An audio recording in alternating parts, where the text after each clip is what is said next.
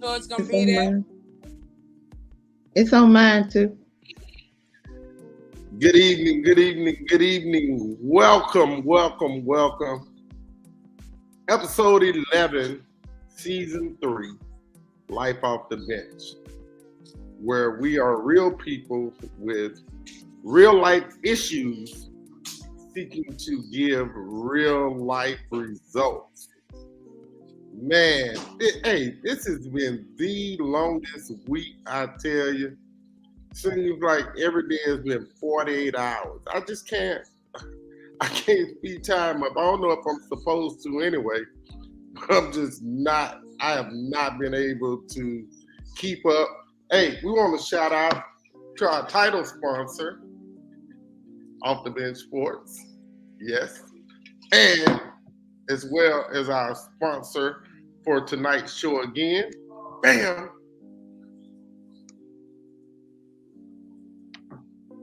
Uh-oh, what happened? You didn't. You got to hold it. Premier Wellness and Health, Natchez, Mississippi, where Raven Campbell Smith is the nurse practitioner in charge. We thank her for her support of Life Off the Bench and Off the Bench Sports. Man, so tonight it's me versus them. Last week it was her versus us. Hey, so last week we talked about common concerns for living as an African American male. I think that we got a lot of great information out of that. I think that we got a lot of really great information out of that. So I thought, and y'all know I think too doggone much. My mind never rests, it never sleeps. If it does, it's up 5 minutes later. So I thought we should hear about the common concerns for living as an African American female. I thought that was only right. I thought that was a fair turn. Really? I thought that was a fair turn in what we're trying to accomplish here, because you need both sides of the spectrum to understand what this thing called life is. You gotta have both sides of the coin. Heads is no good without tails. Tails is absolutely no good without heads. So, hey, we're gonna introduce our panelists tonight. It's an all-female panel. I love it. So start with our co-host. Go ahead, ma'am. Good evening. My name is Anise Collier, and I reside in Illinois. I am the co-host of Life Off the Bench, and I'm so graciously thankful to Brother Hobart for that honored seat, which sometimes get hot in here. I present to you as not only cleric, but as a mental health counselor. And I am so gracious to hold that, as well as co-founder of Roots Mentoring Incorporated, with my husband, who is now a guest or a will watcher for tonight to see what the ladies bring forth. I'm excited. And that's all I got. That's all she got. Top right, Grayson Girl 1. Hey everybody, welcome to Life Off the Bench. I am April Grayson, native Louisiana, residing in Georgia, city of Fairburn. Founder of Healing Hands Ministries and just a servant of the Most High. and my sissy poo. Hey, we're gonna go right below, in between co-host and Grayson Girl 1. I wonder if she know who that is. Come on here, Deborah. Stop playing. Hello, I'm Deborah Piper. I live in Fort Worth. Friend to Grayson Girl in Hobart. Excited to be here. Welcome. Okay, directly underneath me. Go ahead, ma'am. Lachey. Hi, everyone. I'm Lachey Riley of Vidalia, Louisiana. I'm I guess you say, I have a degree in biblical psychology. I'm a business administration major right now, and I also work for the county. So I have a little bit of aspects of finances as well as working with mental health as well.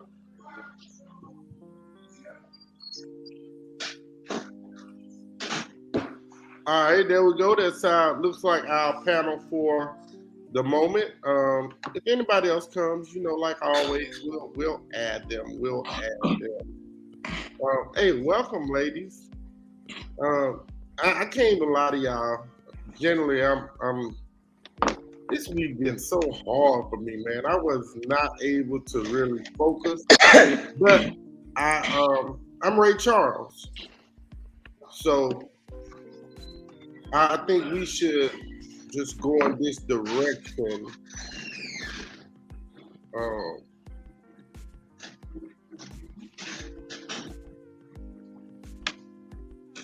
And this is the everyone question.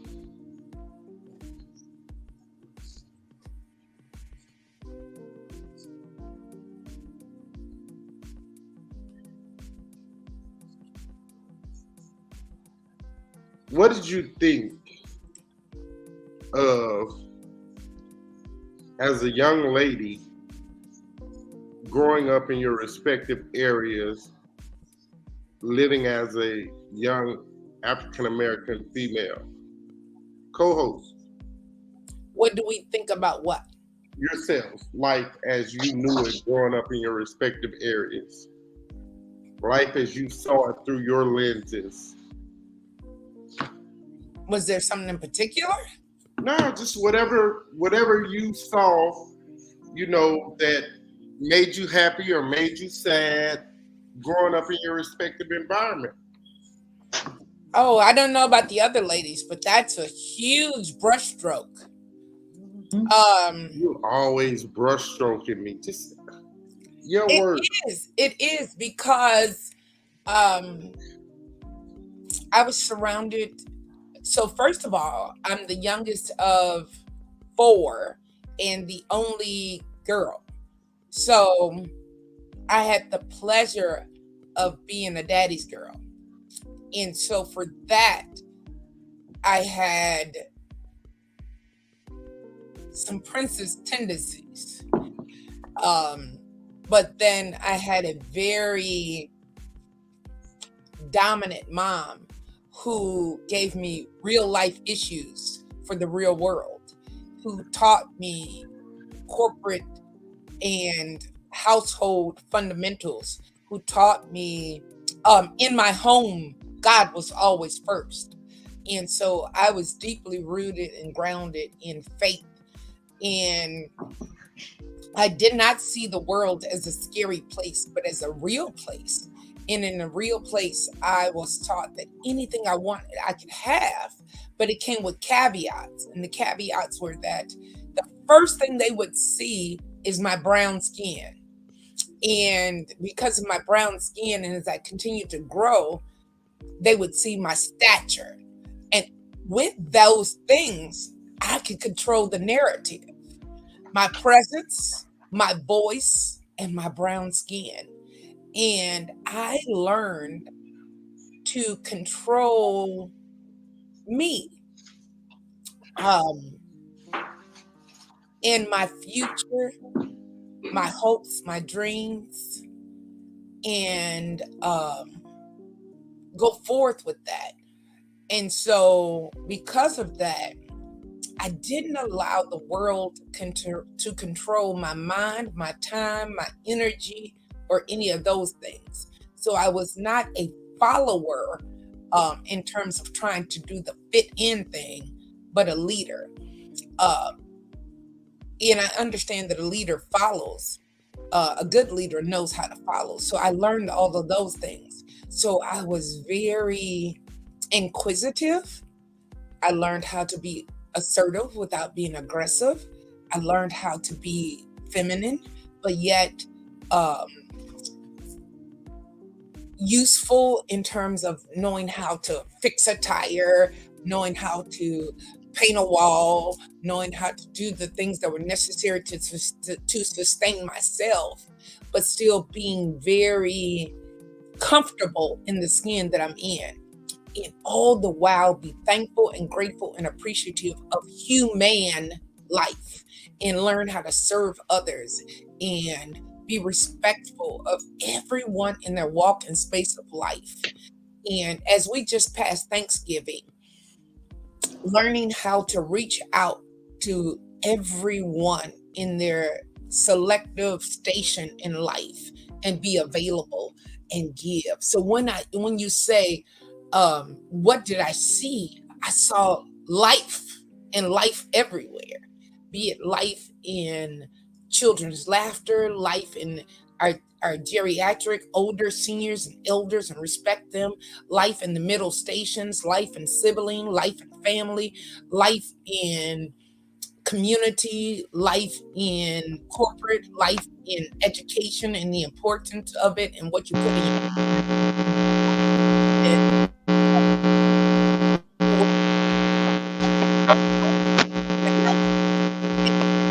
life in our history, life in plants, life in colors, life in everything, life in God.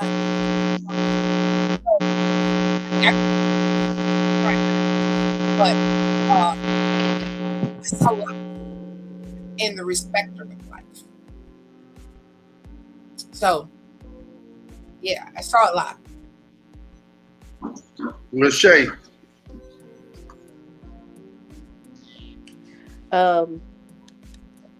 My dynamic is a little different. I grew up as the grandchild in the home of a matriarch and patriarch of the family. My grandparents, the people that were the glue that held everything together. So my aunts and uncles were like siblings to me. But in that household, I mean, I didn't grow up as a princess. I grew up with my grandfather instilling into me um, everything that taught me to be very independent and not to depend on anybody for anything. Learning how to, check my oil, the tires, changing the tires. As far as the feminine aspect, I got that from my grandmother, but she was a very hard worker, so I didn't have very much of that. She was always on the go. But to be honest with you, life, the neighborhoods, the communities, um, what I got out of that household was that it takes a village to raise your children. Everybody came to that particular house for everything. People that were not exactly relatives still were treated as relatives. We fed everybody. Everybody came if you were financially in a bind. This is where you came to. So for me, I learned to love those that were not, um, learn to love everybody, I'll basically say. Um, but the princess part of it or anything, like, I grew up kind of tomboyish. Like I say, my grandmother worked all the time. So, um, I mean, my grandfather was the person that took me under his wing and just wanted to make me he wanted me to grow up in an aspect where I didn't have to depend on a man to do much for me. He said a lot of times that's where women make mistakes. When you get too dependent upon a man, then it's easy to fall sometimes. So he never wanted me to be that person that failed at anything. I knew from a feminine point of view of growing up around friends and other women how to be a woman, but he also told me the independent aspect of it, so how to take care of yourself, so that you wasn't so dependent upon a male. And as far as community is concerned, whenever they weren't there for me, those extra people that came about, those people, like I say, it takes a village to raise children. Those people came into place and was like, okay, well, we'll watch over you, until they get home. We'll teach you a few things, and I learn. And we were, we communicate once, upon each other. And that's how I grew up, the dynamics of learning what I need to learn to make it in the world today. So let me be clear when I use that word princess, meaning I was daddy's girl. But I did know how to change a tire. I did know how to paint a wall. I did know how to change a light bulb. I did know how to, and do know how to do those things. So let me just be clear when I said, because I did say that, but I think it got cloaked under the word princess and Elizabeth. So I want to be clear with that. It doesn't mean that Hoban knows I know hard work. I know how to climb a ladder and do all that stuff. So let's be clear. Okay. Pipers. Piper, okay. I'm the oldest of six. And for some odd reason, I have always been treated like the youngest. Even though I learned how to paint. We had to paint the house. As far as cooking is concerned, my grandmother lived with us as well. So the words were, Debbie will come in the kitchen when she gets hungry.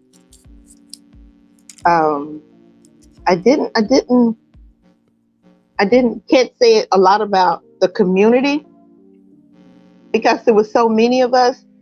My father was real picky about who said whatever to us. So you couldn't just say Debbie did X, Y, Z.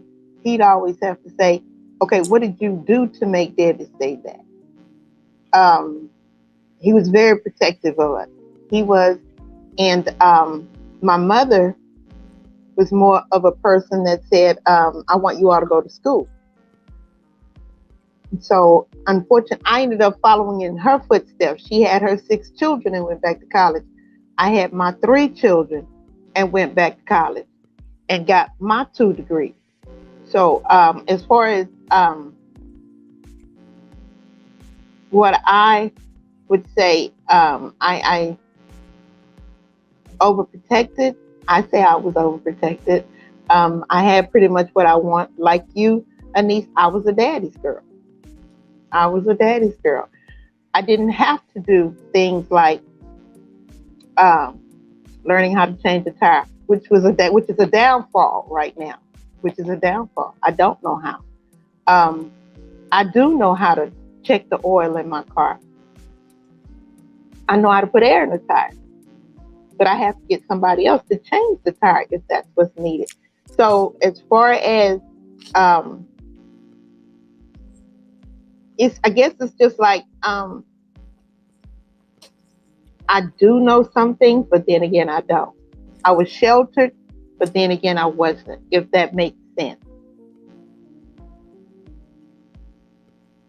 I understand, Piper. I understand. Grayson, girl 1. You made me mute my phone, so you was waiting for this, right?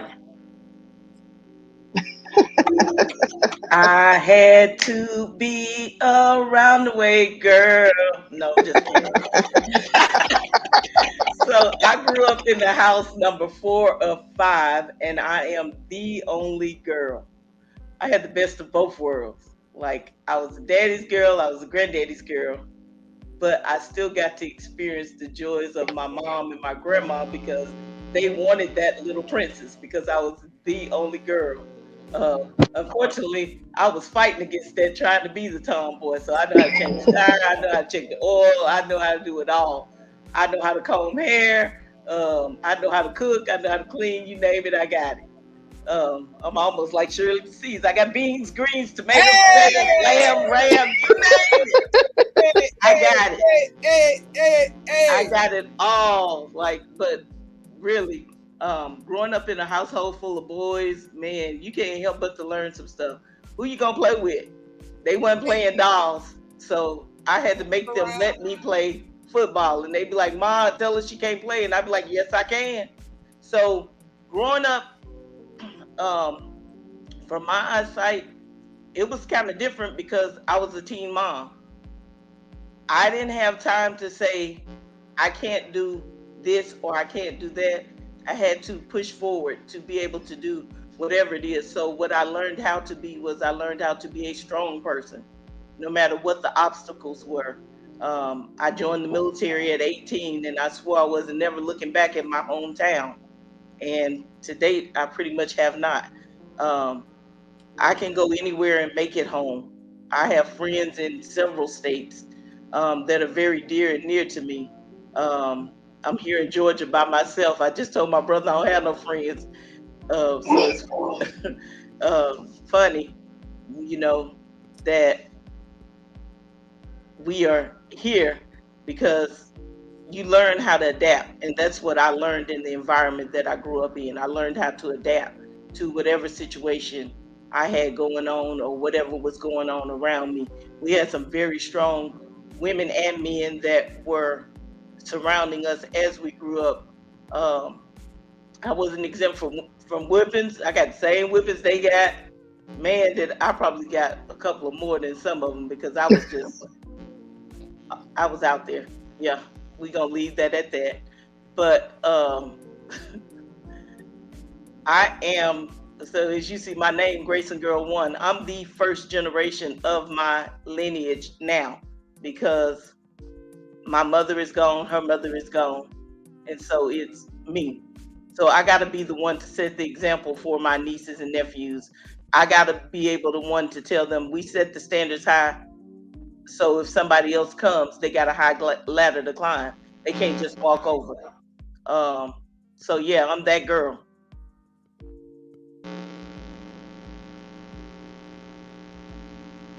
I'm glad you can tell many of our childhood secrets.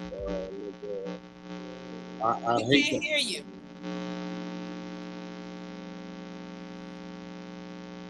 You on mute. Now you're on mute. Can you hear me now? Yes. Okay, so I'm glad you didn't. I'm glad you didn't tell all of our childhood secrets, man. Like you being a runner and a track star from them whoopings. I think we all ran from those. So Not like her. I think she invented that crap, man. She would get under the bed. Mama get us to come and hold the bed up. Think that she on the floor, she holding on to the bottom of the mattress. She was a champ at figuring out how to avoid them. Hobart. Did anybody tell you to tell all the secrets? Oh, my bad. This is ladies' night. Thank you. Hey, did I interrupt you last week? Hobart, because this wasn't going on. There was no one there to tell all your stuff. She never once chimed in and said, Hobart did XYZ. She let you have your way. She didn't ask that question. Wow. Because, thank you. Did you send the link out? Ben. So, in this process of growing up, you guys become young adults, trying to find your way. And Grayson Girl, you kind of told part of yours. And again, maybe this will narrow the window. Because I see now I'm going to have to be very specific in my words. As an interviewer should. Hey. Come on. We do this all the time, Deborah and Lachey. All the time. Mute. okay. Mute? Okay. So, in the process of learning or attempting to learn which direction you guys were trying to figure out which direction to go in 19, 20, 21. What was life like for each of you in understanding now that you do have to imprint your stamp on what you're trying to do and who you're trying to be? What was that like for you guys? Anise. Mute, unmute, mute, unmute. So at 19, 20, 21, I became a mom and wanted to become a mogul. So I decided to make a home for me and my child. And I was not forced to leave our family home. I chose to leave our family home. And as a matter of fact, my father came home with 2 boxes of Kleenex, one for him and one for me. And we cried together because he said, "You don't have to go." And I said to him, "You made a home for you and yours. It's time for me to make a home for me and mine."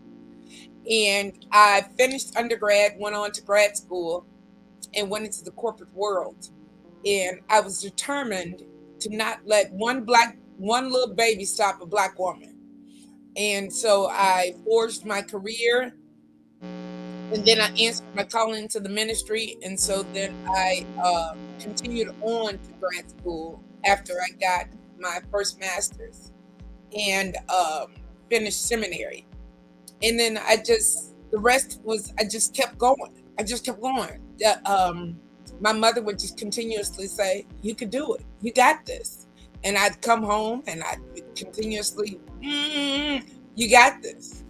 You got this. You got this." And so 19, 20, 21, I just knew that there was no turning back. I would never not be a mother again. I would never not be a mother. And so because of that, I knew that I had someone that would be forever dependent upon me to have my mind made up. And I knew that with God, all things were possible. That was instilled in me from as long as I could remember. And that has always been my favorite scripture. With man, it's impossible to be saved. But with God, all things are possible. And I knew that long as I had God, I would be saved. So does that mean I made some bad choices? Absolutely. Does that mean I made some good choices? Absolutely. But I knew that with God, all things will be possible. I could be saved. So I went on, and it was like things just turned around when it clicked. I could ask my parents for things, but did I? No. That was sort of when I had to determine or make the decision to lay down my pride. Because pride goes before the fall and a haughty spirit before destruction. And some days I would make sure my son was fed, dry, bathed in the bed, and I'd eat a can of corn. But that was by choice because I didn't want to admit that things had got a little tight. As I look back on it, and I would later tell my parents years later about it, they'd look at me like I was crazy and sideways. But they understood. They understood why I didn't. But it made no sense. It made no sense. I was figuring things out by the example and the model that had been set before me, not only by my parents, but by all of the positives and the negatives. Because the negatives showed me what not to do. And there was some crazy stuff going on. And I chose not to take that path because, like I said, I had someone that was always dependent on me to do the best and be the best that I could be in my best.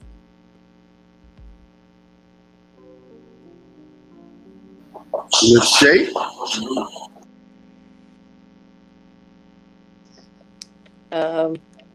19, 20, 21. Um, Country girl, fresh out of Vidalia, Louisiana, enjoying college life. Um, Long nights studying.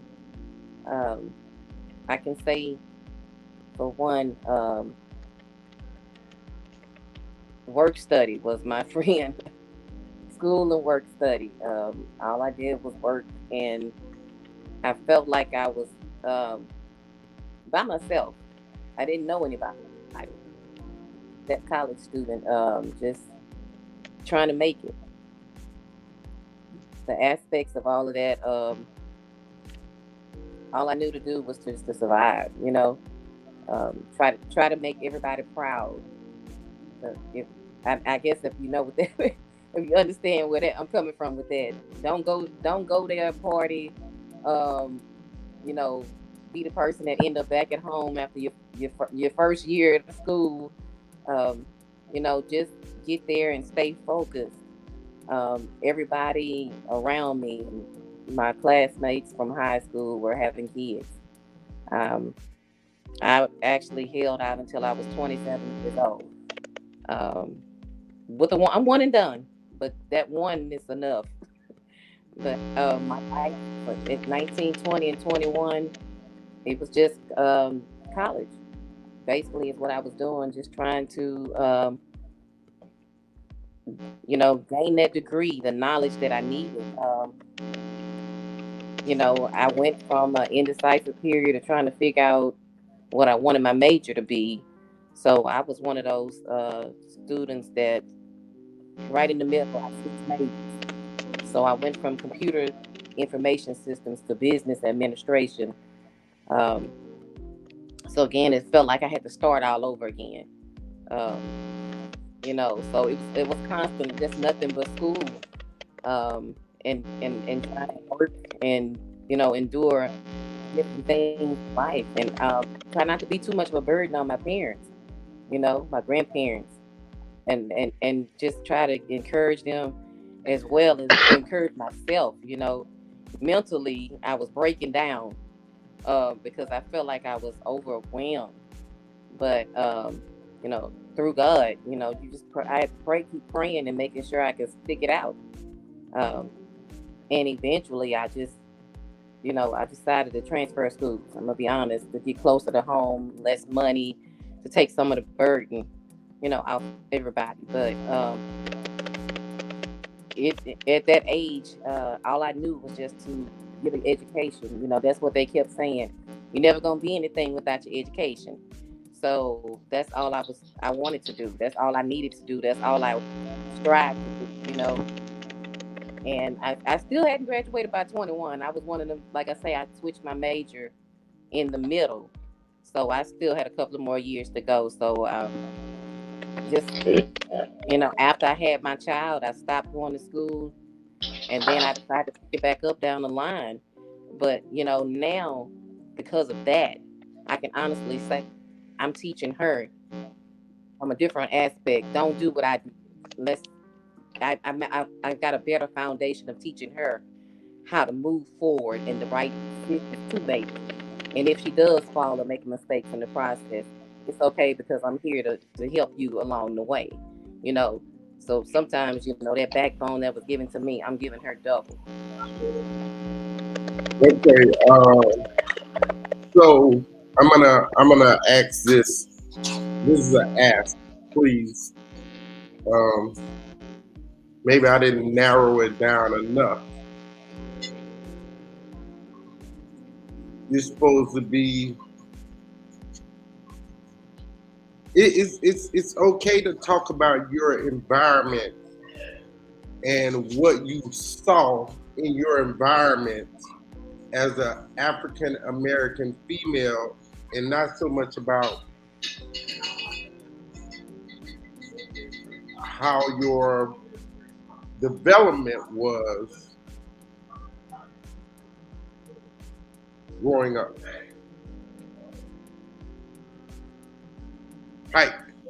Piper. You said well, Pick me. 19, 20 and 21. I became a mother at 20. Um, my role model was my mother. Environment. My What did you my see in your everyday environment, like going to school or going to work? What was the experience? Pick me. I didn't go to college right away. I didn't. I graduated high school at 16. Tried the college thing. Huh? How? He said how. How That's what I old were said. you? I was 16 when I graduated from high school. I graduated in December, and You're a big friend. I turned 17 in June of the next year. So I came out of high school in December. Um, my mother and the principal of the school got with the community college, and they approved me to go to school. That was a mistake. That was a mistake for a 16, 17-year-old to try and go 16-year-old to try and go to college. So here we come, 19, 20, and 21. I'm looking at my mother working hard, providing.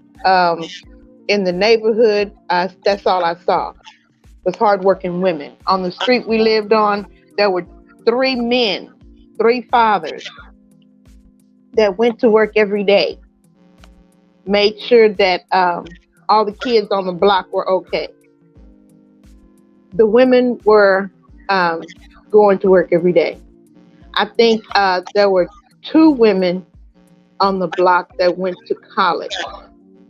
Other than that, I saw them going to work, providing, working hard. Ups and downs in the neighborhood, that's just that normal ups and downs in the neighborhood.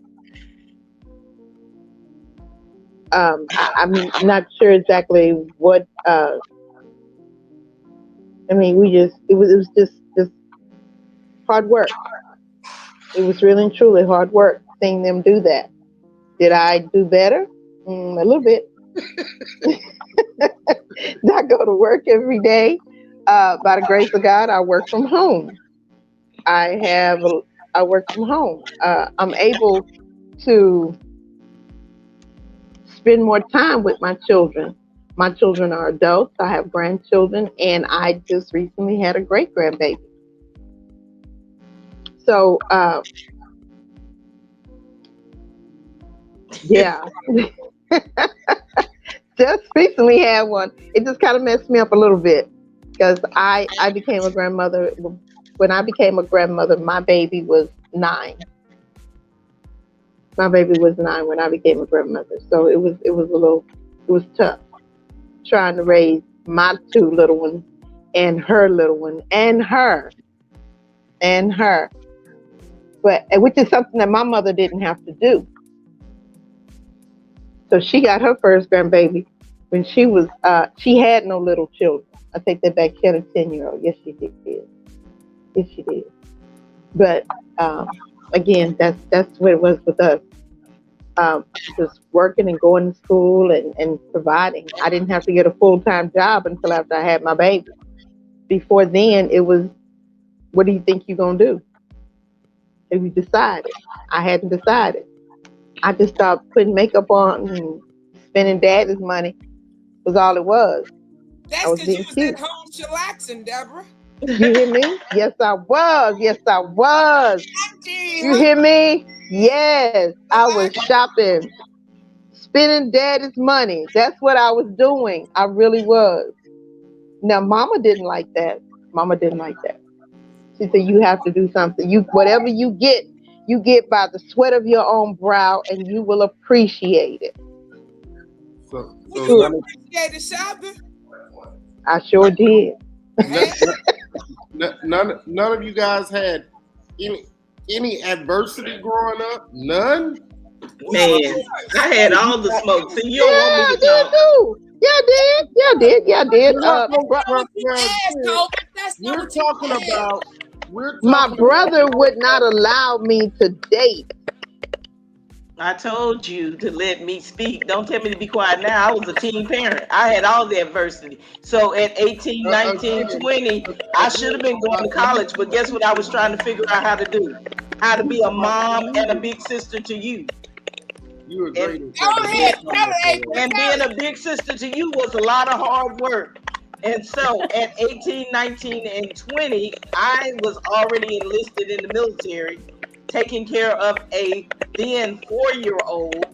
And how many years it is between y'all? 10? Oh, it's a lot of years between y'all. I ain't gonna tell their age, y'all, but still trying to maneuver, because by the time my mom had gotten to Hobart, she was sick and tired of being sick and tired. And she was like, I'm just gonna let him do whatever he can do. And so the mother in me said, oh no, he can't do that. So I was figuring out how to raise a child and a teenager. Oh, Yeah. wow. And Wow. I was in the military, so still trying to figure out how to. beat Hobart. How many times did you have to beat him? How many times did you have to beat How him? many times I had to beat Hobart? You know what? I ain't really never have to beat him. I just raised my voice. He ain't like for me to raise my voice at him. Wait, what? She a month older than me. I'm 17 months older than him. Whooping me?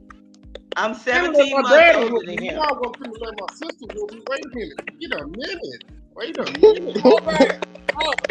Just So, April answer. no. Again, and I'll mute you, Hobart.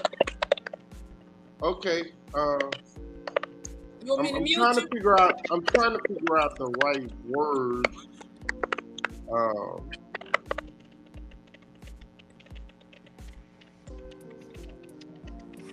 When y'all are thinking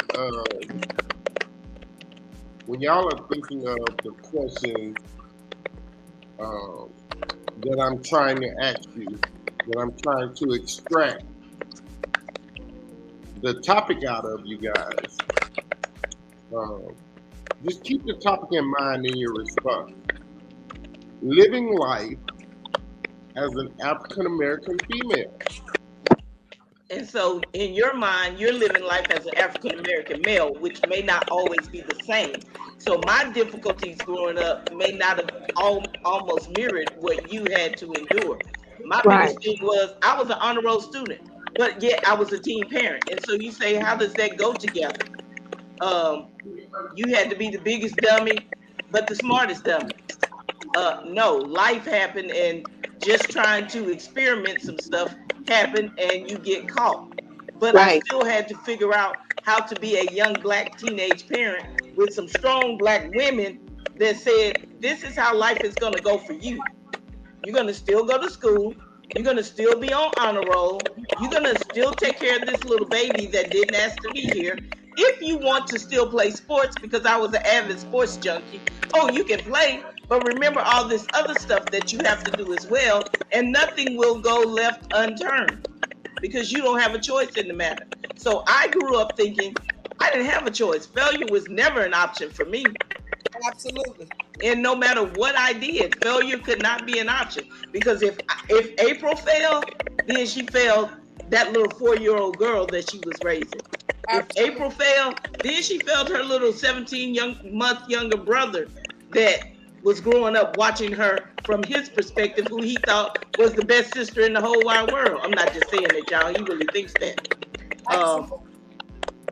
So failure was never an option for April. Absolutely. I concur with that, April, because once you become a mom, you don't have an option. You don't have any room to fail. You don't have an option, because everything that comes into that house comes at the turn of your hand. That's so right. Grades, it's the turn of your hand, because any dollar that's spent towards tuition, be it loan, be it payment, be it whatever, you got to make those dollars count. I can't afford a C or a D, because that I got to pay that money back. So I got to make it make sense. And I will say, my mom did say I could go to school, but I had to go to the school of her choosing, because it's my money, and you go where I tell you to go. So That's since right. I That's what didn't they want say. to go where she wanted me to go, and then I didn't really have a plan. She came to me one day and she said, "So what you gonna do? You ain't going to school. What you gonna do?" And I'm like, "Well, what you mean? What I'm gonna do?" She was like, "You got a baby. You gotta take care of. You're not going to school, so that means you gotta get a job." And job had never crossed my mind, you guys. Never crossed my mind. I understand that. Like I So said, when I she wasn't said you gotta working. get a job, I'm like, "Oh man, I gotta get a job. I gotta take care of this baby." So the only option for me was military. And when you know that everything happens for a reason and everything happens for a purpose, early in life, you learn that the road that you're going down, it don't even belong to you. That's right. Yeah, at 18, 19, righteous men are ordered in the Lord. Come on, because I didn't physically have my child there with me, I still got to do some stuff that 18, 19-year-olds did. I partied like a rock star for the next 4 years. And then when I left my first duty station, I got handed this little package at 8 years old. And she was nothing like he and I, because my mom was no longer the mom, she was the grandma. And so she didn't get the same rules that we got. And so I'm like, whose child is this? My mama couldn't have raised this child. And she was like, yeah, she did. And I would call my mom and I'd be like, "Mom, this little girl says she don't eat this, this, and this. But you made us eat whatever you said in front of us." And she was like, "Oh no, she doesn't eat that." Really? So now I got to figure out how to maneuver through her life, not by how I was raised, but how my mom has now raised her, and put it in perspective to how I was raised. Absolutely, April, because my parents were my son's babysitters while I went to school at night. And so I would come home from night class after work. So I worked during the day and went to school at night. And then when I would pick him up, I'd be like, "Wait a minute. What do you mean? He need this, and that, and the other. Y'all didn't do so and so." And I'd get that look like, "You questioning me?" And I'd be like, "No, ma'am." Exactly. Yes, ma'am. Exactly. Yes, ma'am.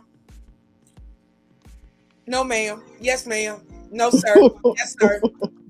Wrap my baby up and be mad from the other side of the door. Right. That's all you can do. That's all you can do. That's all you can do. Mad When from I decided to move, I wanted to move when I had her. When I had her. And one thing I will say is, And it didn't work. One thing I'll say is, did I take any of that for granted, or do I feel like I lost or left anything behind? No, because if I had to go back and do it all over again today, I probably do the exact same thing that I did, because those trials, and they weren't even trials and tribulations, those setbacks were comebacks for who I am today. Right. I had to work to get my degree. I have a master's degree, some credit hours towards my PhD. I've worked for the state of Texas. I worked for Social Security.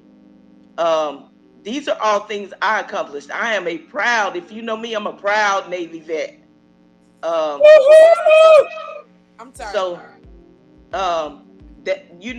that little girl that was born and raised in Monroe, Louisiana, February 17, 1970, has come a long ways from the young lady that you see today in 2022. I'm not a product of my environment, because I saw a lot of people on welfare, a lot of people on food stamps, a lot of people living in public housing. And I made a decision that was not the life that I was going to live. I had people praising me out of one mouth. "Oh, you're so smart, you're so intelligent, you're so beautiful. We just love you." And the moment I became pregnant, those same people were like, "Oh my God, you're going to be just like every other girl in the neighborhood. You're going to have a house full of babies and you're not going to amount to anything." And in my little 13-year-old mind, I'm trying to figure out, how did they become the authority to make that decision over my life? That's right. Yeah. So are those the obstacles you're looking for, Mr. Moderator? Because we can keep going down the list, but guess what? I'm telling you, you can. We can. Our story ends. Yeah. So what Yeah. you see before here, but what you see before us are the blessings. See, Right. Right, but again, wait. Let me finish now, because you got us on a roll now. Fire. See, a whole bunch of curses were already spoken against us, but the word says Yes. that no weapon formed Formed against against me April Shall shall prosper. prosper, So and all right. those every tongue curses that were rises already against us formed, shall. but they didn't I'm about prosper. to do it, y'all. You know I'm about to do it. I feel it coming. Come on, Cletus. Oh Lord. So I understand what we see now are the blessings of God. But if we're trying to help young Black ladies who may be going through the same avenues that you guys are going through, they can't just hear about the good. They have to understand how you guys not only adapted, adjusted, and overcame, but what it took for you guys to see the process of adapting, adjusting, and overcoming. But you don't always see the process. You just sometimes go through But that's the process. And No, so you're not gonna see it. You don't see it. You don't see it. Right. But at the end of the day, you still can give them some of the signs because they may be seeing some of the signs and don't know what the signs look like to say. April, I can say this. I can April truly had- say. go I ahead, can Deb. say this. I can truly say this because I give advice on a daily basis, okay, to young women who are 19 to 22, and their issues are it's not the same time, but it is the same time basically. I've been 19, 20, and 22 as well. The issues that faced me back then, boys, working, crime in the neighborhood, fussing and cussing and carrying on in the house, all that stuff is still there. You have to want to do it. It has to be in you. It has to be in you. If it's not in you, you just making it harder. Go ahead, A. Because I'm finna clarify that. Shay said she did not want to have the additional struggle. So she went to school, she focused on school, she buckled down and did what she had to do. She That's didn't have her exactly first what she child. Did you said. say 27? I don't want to misquote you. Did you say 27, Shay? I did. See, Yeah, so so because see, she knew that this is what she wanted. She didn't have to grow up in that environment to know that that wasn't what she wanted. So because she said she had a calm, peaceful household growing up with her grandparents, structure and discipline. So there was nothing out there to take her eye off the prize. but in my household, there was something to take my eyes off. You know, with both of my parents there. But the person that made sure that I kept my eye focused on what I was going to do at that time, which was that little girl, was my mom. And so what mama would say is, like I said, you get whatever you get by the sweat of your own brow. And that meant you got to get out and get a job. I didn't have a job. I got one out of high school and I quit. I didn't have to work. But what I'm saying is I did. I quit. Daddy said, you don't have to work. What do you need to work for? I work. And I did, So when that little girl came along, okay, mama said, okay, you move. I got her now. So you got to get a job. You got to get a job. And that's what I had to do. Had to get a job. In that aspect, her dynamics changed. That's My right. dynamics were changed out the gate. How many people you know at 13 got a baby? Not a whole lot, baby. You did your thing. Not a whole lot. Yeah. How many you know at 13 got a baby and they only have just that one baby and they get a college degree and they have a good government job? And they were honorably discharged from the military. So didn't nobody hand me anything on the plate. I had to work for everything that I got. Don't get it twisted. It wasn't always easy, but I had, like Shay, at that point, I had made up my mind that nothing was going to deter me from getting to the road that I wanted to get to. So it's really about determination, discipline, and dedication. Shay, right. Shay, you want to chime in? I'm gonna be honest with you. The focus when you in college and everybody tapping at the door, you sweet mates, so you're down the hall people, You want to go to the once party? you get to know people, everybody everybody want to party. Everybody want to Right. Exactly. go. Everybody's like, you want to run to the store, and you got a final or you got a test or you supposed to been studying because, you know, you got something going on, and it's tempting. And a lot of times, like my freshman year, I didn't do anything but study. Like I just stuck to myself. I was nice to everybody. I was talk to everybody or whatever, but like I knew my grandparents were gonna try to do everything that they could do to, for me. And for me, I wanted to just show them that I was focused. My sophomore year, though, I made a couple of mistakes because I had a few people from home that came down.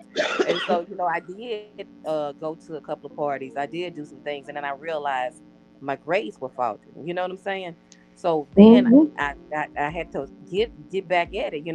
Like jump back on the horse and get to rolling again because you know I went through that one semester where that one grade knocked me into probation, and then it was like, okay, wake up call. What you gonna do? Because like if you end up at home, then like you said, you got to work hard. I mean, it's Yeah. nothing to do. You don't get the option to say, okay, I'm gonna sit at home and wait it out and not do anything. You full fledged got to go to work. And I was a college student. When I didn't do work study, I actually picked up a job. The craziest thing ever, working at Walmart in college from 2 to 10, Oh no wow. study time. Do y'all hear me? Wow. Like get Right. No, What home. was the study was time, Shay? my job during No, college was in a do you hear factory. me? It was like I'm getting home trying to study at 10:30, and I got 8 o'clock class. So I'm studying from 10:30 to like 1 or 2 o'clock in the morning. And when it got time to go to my 8 o'clock class in the morning time, I didn't want to get up out the bed. Like it was a struggle, and I felt really overwhelmed. My anxiety started kicking in, but I knew what I had to do, and I was like, Walmart. I was like, Walmart. I'm a college student, but they gave me a full time schedule. I asked for a part time schedule, but Mm. because of the experience of being able to learn or adapt very well, I ended up, instead of being just like a cashier, I ended up working like the customer service desk, dealing with a little bit of the extra stuff that go along with it. And they didn't put too many people up there. They wanted to put trustworthy people that they knew they could just leave you with a bunch of money or a bunch of people in your line. And your customer service experience was, or your personality was great enough to get these people out and not have them cutting up and, you know, showing out in the line. You know what I'm saying? So Mhm. I went through that. Like I say, when I was focused, I studied and I worked. So that adversity in that process, like with that semester that I worked at Walmart full time, I told my grandmother, I said, Mom, I don't want to see a Walmart ever in my life again. Do you hear me? Because I was like, Walmart in the city at that, and people will come to you at the very end of the day. Customer service shut down at a certain time, and you got 5, 6, 7 people standing in line, and you supposed to be shutting down. Mm. So, like I say, my lifestyle, the the aspect of it, that mentally, like you say, we don't know. Then, okay, seek help, get somebody that you can Right. talk to. Right. It doesn't work like that when you're a student. We don't think like that. We just like, oh man, I'm supposed to study. I want to, let me see if I can find a study partner that actually know this stuff. They can try to help me out, and I won't have to sit here as long, or I'm dozing off and I'm trying to figure out. I say, well, all these people that was asking me to party, why y'all grades still good? You know, you know. I'm like, I'm working. I'm trying to do my class, and then y'all asking me to go party, and y'all partying and everything. So one of the girls she said, "Well, I studied before I go party." Mm-mm. I say, Didn't t- didn't tell I you never. that. They never tell you that. I said, well, I didn't have the liberty to study before I could party because I was at, getting off of work or going to work and coming back, and then y'all catch me on the way in or something, and I gotta study. But it was like, come on, we gonna be gone in 30 minutes to an hour. You'll be back in time. But I've experienced a lot of it. You know what I'm saying? And then you get the phone calls from home. How you doing? How your classes doing? What your grades look like? And then I ain't lie, I told a lie a couple of times. You want to make them feel secure that you're doing what you're supposed to do, and then you got to come back and say, work as hard to make sure that you prove that lie was not a lie. You know what I'm saying? So I've endured a lot, and it's hard. And I try to teach my child that now. She's a freshman at Southern University, and I call. Don't do that. But I call her quite a bit, and I just check because I know, you're away from home and nobody is breathing down your neck. I'm not that person in your ear saying, "Did you do it? Did you get your assignment turned in on time? Did you study?" Because without that parent in the house with you, you have a tendency to go do what you want to do. And so I randomly call her and check on her, and I get that, "Mama, you stressing me out." And I was like, "Well, how I'm stressing you out? I only asked a question." But the same things were done to me, and it made me go back and sit down and say, "Let's focus. Let's do what I need to do." Because at the end of the semester, these grades got to show what I've said. So, as a kid, we don't think like that. But when you become an adult, your mindset is like, I know what I Right. did. Yeah. So I know what I did. I know what I said. And I did some of the same things. And, the old saying is, you get back what you give. So the Yep. things that I did when I was that age, I look and say, "Lord, please don't let her be like I was. Let her be better." I just have to ask that question. When I say them prayers at night, I pray, God, keep a covering over her, keep her sheltered from anything that's going to hurt, harm, or endanger her, because I can't see her. I can't put my fingers on her. I can't touch her. So I just want her life to not be like mine was growing up, not to be a struggle, not to lose the focus, but also succeed and enjoy life.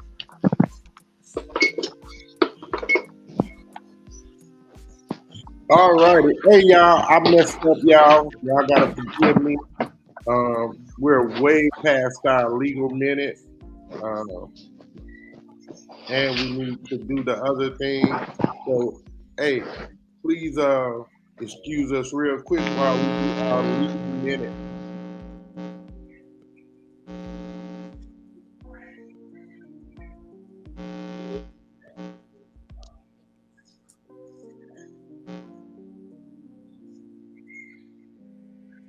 Whoa. All right, let's do it this way, y'all. Give me 1 second.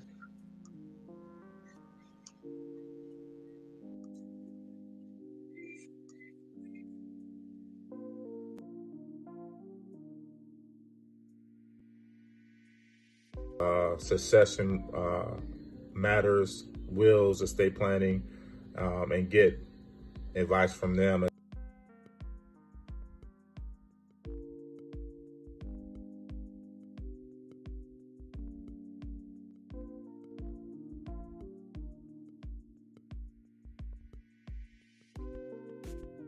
The Davis Law Firm here with the Legal Minute. Today I want to talk to you about testate and intestate succession and the differences between the two. Testate succession is a succession whereby the decedent leaves behind a will, giving instructions on how their estate should be divided once they pass away. And an intestate succession is a succession whereby the decedent does not leave a will, thereby leaving the division of their estate to operation of law or the inheritance law of your particular state or local rules. Within that, you also have two different types of wills. You have an holographic and a notarial will. Holographic will is a will done entirely in the testator's handwriting, meaning that the testator or the decedent writes out exactly what they want in their will, in their handwriting. And a notarial will can be typed out, can be handwritten, but it's also done or signed in the presence of a notary and 2 witnesses, so that it could be authenticated that this is the last will and testament of the decedent. If you have any questions about wills, trust, or anything like that, my suggestion would be to speak to an attorney who deals with succession matters, wills, estate planning, and get advice from them as far as what is best suited for your situation. Thank you very much.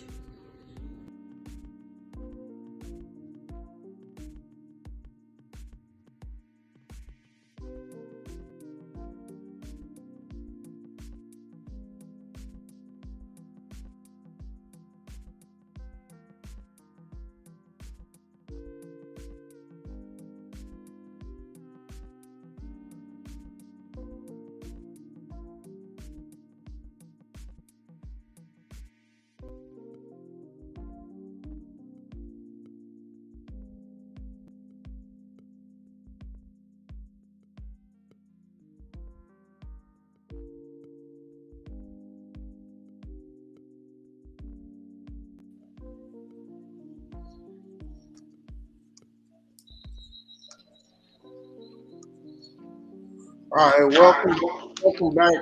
Thank you guys for holding on while we did the legal minute, brought to you by ABD Law in Dallas, Louisiana. We'd also like to thank our proud sponsor for tonight's show, Premier Health and Wellness out of Natchez, Mississippi.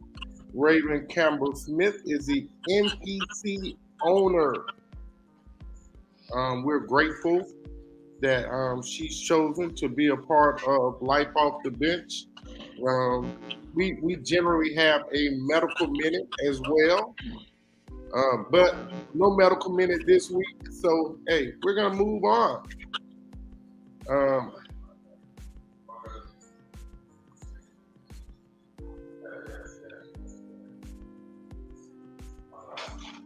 The process of I'm sorry, wrong words. It's been said over the years that the disparity in pay for women who have generally proven to be smarter, as dedicated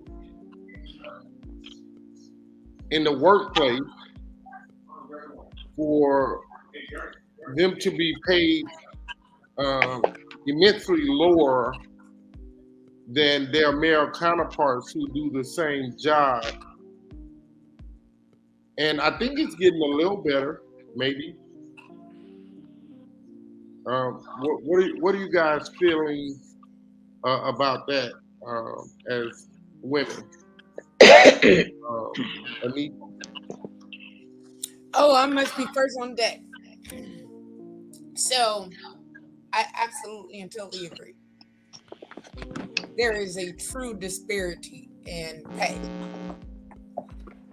I'm thinking about as it relates to the fields that I have been in, from marketing and advertising to recruiting to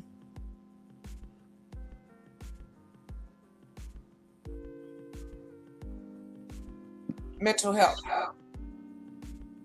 And I think the only one that has been even in terms of a pay scale has probably been the military, but then I would think about the rate of promotion after we go above a certain rank, because then it's based upon promotion, and that is cute within itself. And I can say that because I'm retired.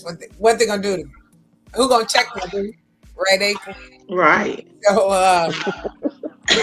absolutely.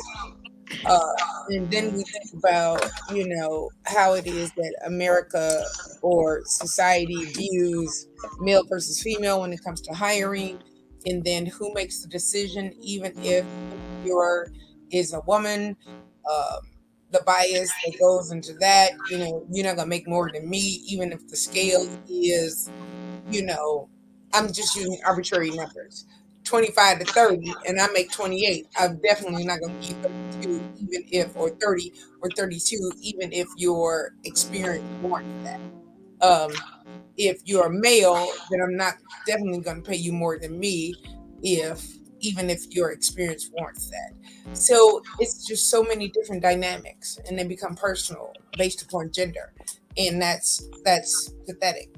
It's pathetic, you know? And so I see the only way, even when it comes to entrepreneur, I was just having a conversation with one of my mentees today, and she's in a male dominated field. And she was just stating that she makes 1/5 of what her male counterparts make, and she's in construction. She makes 1/5 of what her male counterparts make. And she's number one, she's African American and she's female.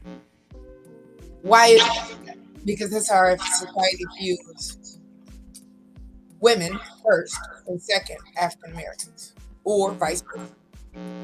So there's a huge disparity. So it's like not even if you can name yourself as an entrepreneur. Mm.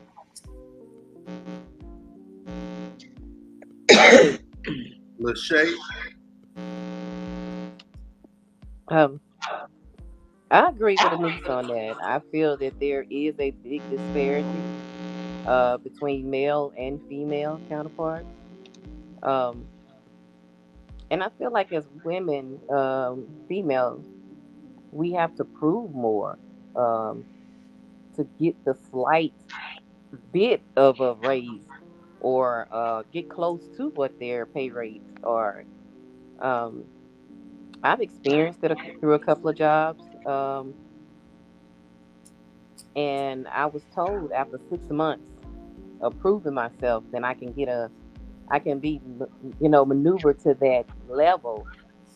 And my mental said, why do I have to prove myself? You know, when my experience and everything that I brought to the table already said I can do the job. But I had to prove to y'all that I could actually do the job in order to get paid what everybody else gets paid. And I know there's a disparity, among it because someone in the same field or same environment, I'm gonna say, didn't have a clue how to do their job and was promoted and given the pay within a month. So I mean, to experience it, I feel a certain type of way about it. But as a female, I had to prove, even with experience, that I can handle, the job in order for that pay. And I just know, from my outlook of it, I see a lot of other women that have to prove it. I've talked to other women that have experienced that level, and I think it's unfair. I really do. Piper. I kind of agree with them. It depends on the field you're in. I work for the state of Texas right now, and you see where For the last 20 years, Piper. You I ain't haven't been going. there. I haven't been there 20 years yet, but I'm not going nowhere. You ain't going nowhere. I'm not going nowhere for right now. Ain't no telling. I might, but even before I got to the state, you saw men being promoted to principals because I was at the school. You saw men being promoted to principal over women. And a lot of times the women would have higher degrees than those men. Some of those women had PhDs and those men just had master's degrees, but they were moved up faster. Where I am now, men move up a lot faster. They say they don't recognize education, past the bachelor's degree, but the men are moved up faster. So there is a difference. There is a disparity in pay. Grayson girl. So I don't know if we'll ever get past the disparity between male, female, but even if you take a look at the NBA and the WNBA, Yes. the men are paid significantly more than what the women are paid. And the justification is the men bring in more money. Well, you promote the men more as well as you don't give them the same promotion as you give the women. When you start seeing ads, I don't know, probably within the last 10 years, women have become relevant in the sport of basketball as to where little girls had somebody to look up to beyond the college spectrum. Right. I remember being a young Black girl, there was no WNBA. So past college, you were either going overseas or you better make sure that college degree worked for you. And I'm probably getting in trouble for saying this. We've always been the stronger vessel, more dominant vessel. And we really have, because we had to. But we get the least amount of credit or justification for being that, because we always have to prove ourselves one way or the other. Right. Like Anise was saying, even in the military, you can make rate by taking the test in the Navy up to E6. After E6, you got to go before a board of your peers, and they determine whether you make E7, E8, E9. And being a young Black girl, I didn't see a lot of Black and brown skinned girls that were E7 and above. There were a few because they had to put some out there, but there were not a whole lot that I saw. There may be more now in this day and time. I don't know. This is what I call the new Navy too, so they don't have the same rules we had.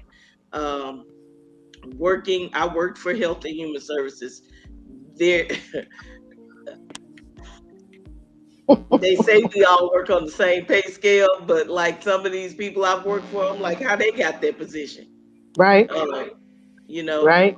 Like Lachey said, I know I knew a lot more than they did. Yep. Going into the job, I already knew how to do the job, and they ain't know how to do the job one step further. Even now, working for Social Security, I tell my supervisor all the time, it's not what you know, it's who you know. And that he part says, right there. Why do you say that? I said, because that's how this works. Yep. If I don't network with anybody or I don't talk to anybody that has what seems to be a significant position in this industry, then I'll stay in the same job until I decide I'm ready to walk out the door. Sure, you can apply for those jobs, but if nobody knows your name, you're not getting anywhere. How about the jobs where you go in and you train the person to be your supervisor? Let's not even go there. Listen, Linda. She just had to do that, Anise. You might touch a spot. Don't do it. No. We I still work for people. Do that. I still work for people that I'm training because they don't know how to do the job that I do, and they're above me. Well, constantly, number one is because they feel that we, as women, are helpers. We help by nature. We serve by nature. And so we're more inclined to offer assistance, offer information, or people seek us out for information, and then they in turn use that and write that down numerically as a bullet point on their resume to get the position that they know we desire. Come on, somebody. Yes, ma'am. Yes. Come That's on. exactly what they do. I'm sorry. Did I say that aloud? Okay, I apologize. We make no apologies tonight. Y'all play too much. No, we're telling the truth. No, that's real. That's real. That is absolutely real. You want to know what happens? That's what happens. Yeah. That's what happens all day, every day. And so then when you go on the Indeeds and all these other places, you look at a job description and you be like, I've been doing that. And I've been doing this all my life, and that's what it's worth. Not all my life, but this is what I've been doing, and that's Right. Right. Call it way. Y'all run me my money. Run That me part. my Okay. money. From you Yep. using all that slang. No, I like it. You That's know, the Chi-Town in her, baby. that's that what son? Run me my money. When I found out, I was like, you mean and then when I found out, let me tell you what God does. God will remove the scales from your eyes. So happened, something came across my desk, and we a little mental health people up in here. Something came across my desk, and it said, build this dollar.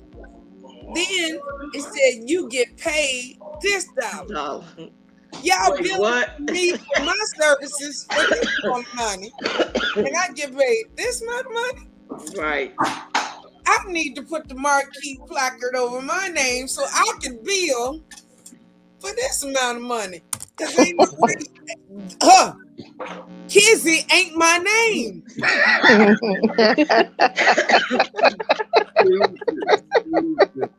Say, so final question. This For is the good children. stuff. I'm sorry. I'm Why sorry. you didn't talk about love and romance like I did y'all? You Huh? scared? Yep. Some They scared. All right, Don't be scared, Cletus. Don't be scared, Cletus. I got two questions for y'all then, since y'all want to play games. We want to play games. You Y'all said wanna common play games. concerns. Common concerns. We teach you. Hey, zip it. I mean, lock it up, zip it, throw it away. Okay. Be patient. Now, y'all need to listen to this question because it's kind of long. Let me write it It's kind of down. long. So, We doing the same thing, so why do women have issues with their husbands and or male friends when they touch on them, when it's just passion they're trying to eke out and show their wife or their woman or whoever that they feel very deeply for them? Why women have an issue with that? Yeah. Are you speaking of Y'all know how public? to vote. Same Are you order. talking about public displays of affection? Did I say public displays of I'm affection? asking because here's the thing. When you're in the privacy of your Deborah, own he home. talking about smacking that ass. That's what he talking He about. can look at here. Let me tell you something. I don't know who those people are.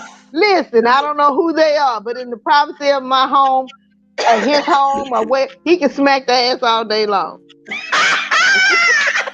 Now, Homer, We are at home. what? We are at home. What? We are at home. What, Homer? Why would you have to have a problem with that? Your ass is muted right now. Right now. Why would you have? Well, I don't understand why a woman would have a problem with that in her home. Piper, your ass is muted. You're not supposed to be talking. Yes, sir. Damn, I've been knowing you now since the beginning 2010. of 2000. Yes. And I'm just telling you the Never heard truth. your teeth and tongue speak like that. But I'm just saying, that's real though. Go ahead, Piper. Answer the question. But see, here's the thing, no. You in the top right. No, but see, here's the thing, no. But see, here's the thing, no. Listen, there's nothing wrong with that in the privacy of your home. Go ahead, April. Go finish it up, babe. One word, I'm muting her. Finish it. I got a question. Why can't Go I ask ahead, a question? April. Aren't I a part of this? I can unmute you, April. No, he didn't. Stop. Did you mute her for real? Now Oh, she lost. Oh, my baby left. Go ahead, April. Now go ahead, April. April can't talk. April muted. Go, April. I won't talk to you for all April, I got controls. Go ahead, April. Go ahead. Here's the thing. So it's a difference when you're trying to show affection or passion at a certain time, or you're just always trying to what's the word I'm looking for? Have sex. Well, okay. So when you show a woman affection all the time, you can't hear me. You need to hear me. When you show a woman affection, generally, No, did he get up? yeah, it's He okay. can still hear. He can still hear. It's a difference between showing her affection and coming across as if you just want it to be a sexual thing. And Right. if you generally show her affection, you show it to her consistently. It's not an every now and again thing to where the first thing that comes across her mind when you do it is, not again, he want to have sex. Oh Right. my God, is this the only thing that he thinks about? But you show her affection and passion in multiple ways. It's not just smacking her on the butt.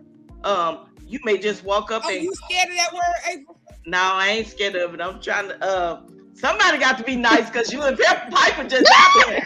Okay. So I'm gonna stay down here with Lachey on the nice side of this. Lachey, you just ain't said nothing yet. I It's- know. She gonna say something after a while. but She being see, quiet. She being nice. Why? I think It's a difference when you I are think the fine line is groping though. So when you're There's a difference in that. right. Yes. groping versus intimacy. And Yes, that's where there's a we need to difference. teach the difference between intimacy, affection, Yep. passion, and Yep. just wanting down. See, I can't talk because I'll be finna say something else. Come Just on, want- come on. Just You go, just outright, just want to get with it. No, Just want to lay it down. that's it. There is And there's a difference. There's a And so difference. when you but there's a time and place for that in for your all of that, That's right. and so when you spend time nurturing and making that relationship established with your wife, your girlfriend, your significant other, whomever she may be, Right. she knows that when you just walk into the room and you kiss her on the back of the neck, that you're not trying to get sexual. That's your intimacy. Because here's Right. the thing. We talked about this on last season. She knows your love language and you know her love language, and it's not always sexual. And that's the thing. That's important. But listen, April. Now, as soon as right, so that you can have that. But if he come and smack it, that might be part of his, and there may be a time and place for that in that relationship. So that's not. And I might not like him smacking my butt. But I'm clear on that. I'm clear on that, and trust me, I'm clear on that. But I might like a rub. Y'all know. I'm gonna say this. Right. I'm 100% offended. I Why? was offended You last know, week. me and my sister have had numerous conversations on a multitude of topics, except one. Because he It's don't one- want the truth. He can't it's handle the truth, one y'all. topic. Oh, You want the truth? You can't handle see, Come on, Lachey. Y'all Come know on, y'all Lachey. fuck- We're y'all- not listening to Hope. Hey, because she trying to be womanish. Because she trying to be I'm all woman. Because she try. I said what I said. Because all she Okay. trying to be womanish. I'm she's about to every mess up a woman. 10-year-old friend. It's all in me. You got Come on, Lachey. Hold up, Lachey, did you get to speak on this? No. You come on, can't- Lachey. Come on, Lachey. Lachey, Okay, so be My quick. opinion 'cause on it. I'll be back in 2. You get 2 minutes, Lachey. Talk as long as she wants I to. didn't even answer. Well, you Okay. didn't- but seriously though, I understand. I agree with Ms. Deborah. If it's that moment and that's what you're feeling like, if you're at home, I don't have a problem with it. But then Right. you got to also understand. Also, it's the mood that you're in. If you just come in and you tired from working and you just want to get somewhere and relax, and he walks by and he gropes you, your attitude might be a little bit, out of the way. You never know because you don't know what mood, what mind, where your mindset is at the time. So I'm gonna say it happens, but it's not that, because if you're in a decent mood, you're gonna accept it. It's playful. But Right. if you came home and you already in a horrible mood anyway, I had a bad day at work. it ain't what you. That's where The relationship should be good enough that you can say, not right now. Not right now. Right. But isn't it supposed to be where you guys are able to pick up on each other's spirit, each Yes, other's faces, yes, where you're yes, able to yes. say, Yes. And "Yeah, I watch was this. gonna reach back like this, and I can feel my baby's off, and I just come in tenderly and hold her." And watch this as well. If that man is supposed to be your peace, just like that woman is supposed to be your peace, when you see him or her, because some of y'all got men and women, You know what? You know what? You need to go to timeout. y'all don't Let me want meet that you. truth. That ain't the truth. y'all. That ain't for the women on this panel. Not on here. here. So Not anyway, on here. Not so on as here. I was saying, No. Not on you here. know, you connected with your mate so they can feel you, they can sense you. It's all over you, and That's right. they'll be able to hold you, or they'll be able to give you that space for you to get that up off of you. And when you're in their presence, you can feel that little extra that they give you to sort of roll up out of that because you're in your safe space. Right. Like, whew. Hey, And by the time you come back, they'll either have a card, candy, roses, we have Hey. piled up some rice, 3 gurnals, or y'all there's funny, something to man. make you Y'all laugh. so You know what I'm funny. saying? A foot massage. Look, a foot massage or something. Babe, Yeah. Yeah. Ain't nobody touching y'all damn feet. Well, send me to the spa. Ain't no, but see, here's the thing, though. That's that all that falls right in line. All that falls right in line but they gonna want you to with rub your now, mate. I'm talking about Hobart. This is a Hobart answer only. But he wants you to rub his shoulders, rub his back, rub his bald head, kiss behind his ears, all that stuff. But then he gonna say ain't nobody gonna rub your feet. Baby, bye. Are you serious? Hey. Go rub my feet. Hey, why do I keep getting muted? Why do I keep getting muted? Because you say mutable things. My heart is collapsing. You say beautiful things. You say beautiful things. One more damn time. You cursed at me? No, I cussed at You cursed at me? my other sister. Not Which the one? sister. I cussed that Racing Girl one. Look, let me Oh. tell you something. If this is the ladies only real show, this is the ladies only show. You got we too much opinion. come to have a funky good time. You're not gonna bring our show down with, well, I want to know about the adversities that you're facing. What are you to teach? That's not the way the men's show was ran last week. So I'm gonna drop a bam. We're gonna drop a look like Jesus did. Touch the Hey, fingers. well, I tell y'all What? Come on. I'm about to have to go to Our Lady of the with your Lake. bottle of water. I'm about to have to go to Our Lady of the Lake because my heart cannot take all this. But you gotta Pastor ask. Brian, But it's gotta be fair, you know, because we as women, we go through things, you know, and I wasn't even on here last week, so.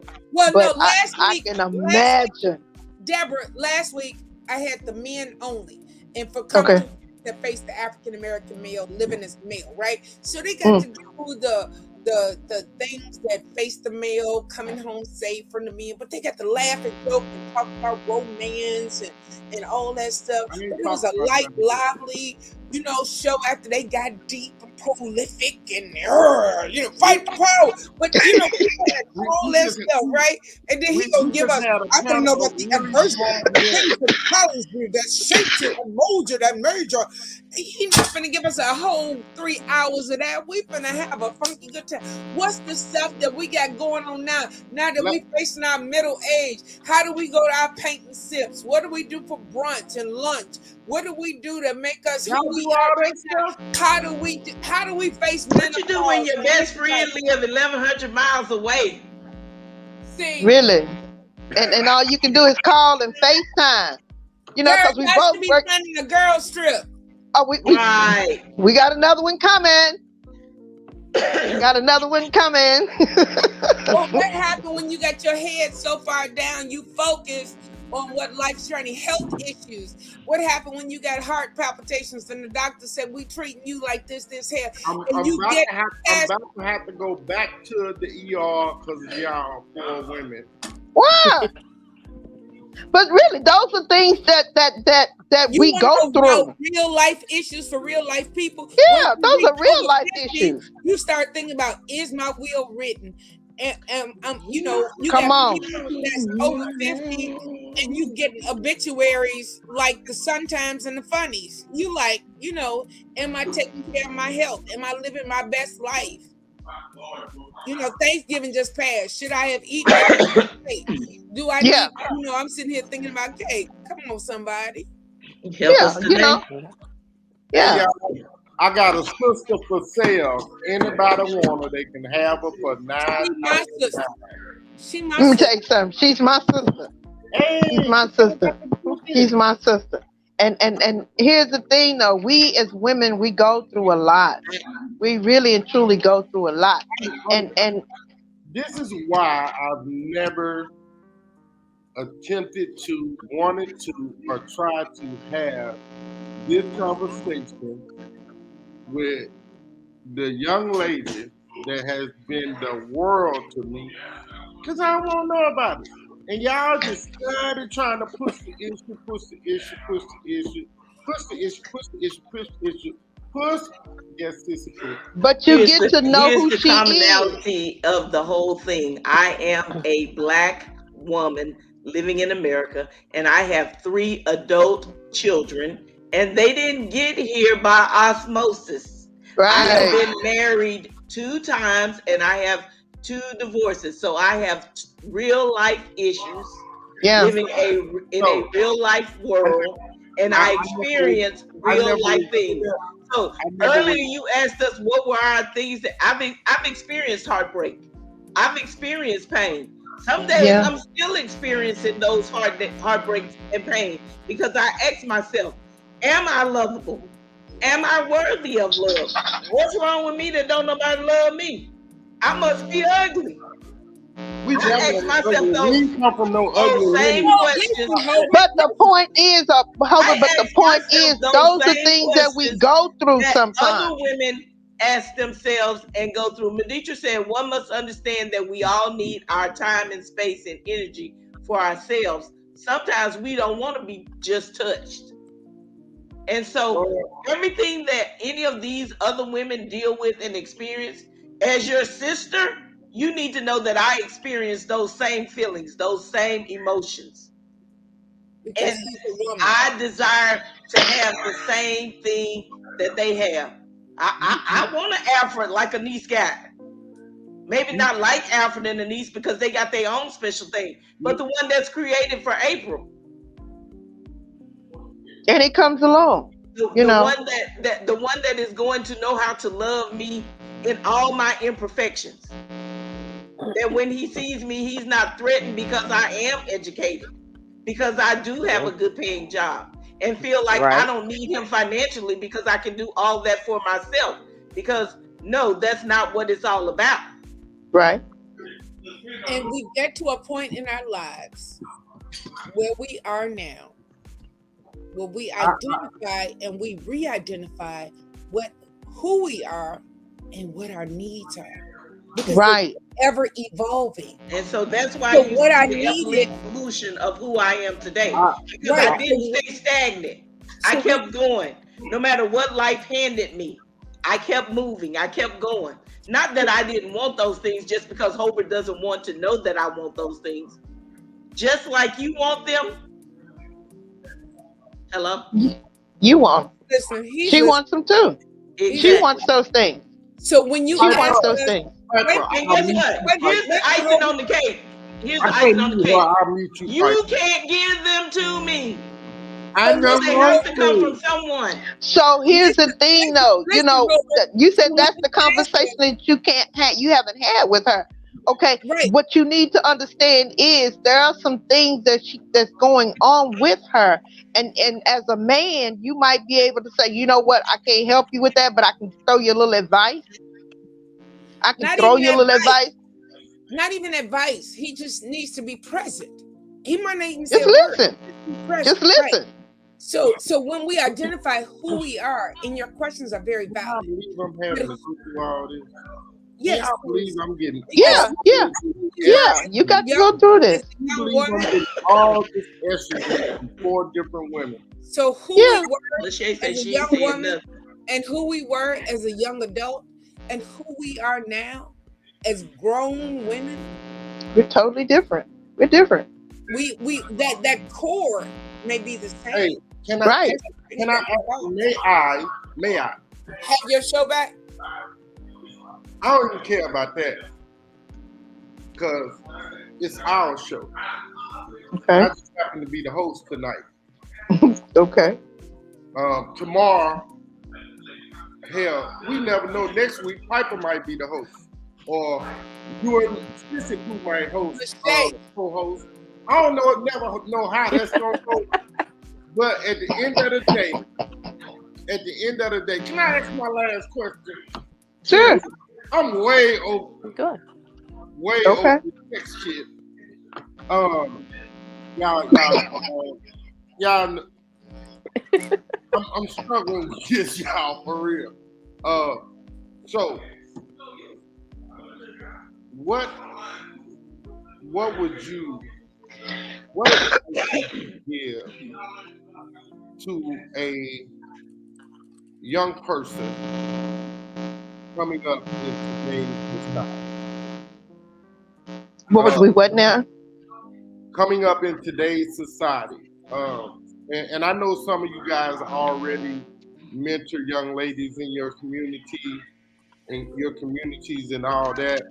But what advice do you have for young teenagers, young adults, even some of these young ladies in their early to mid 30s need some wisdom?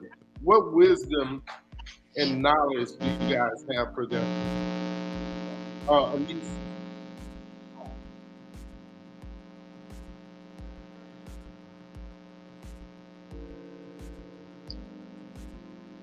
Who did you say? He started with me. And I paused. I do, in fact, mentor 30 somethings.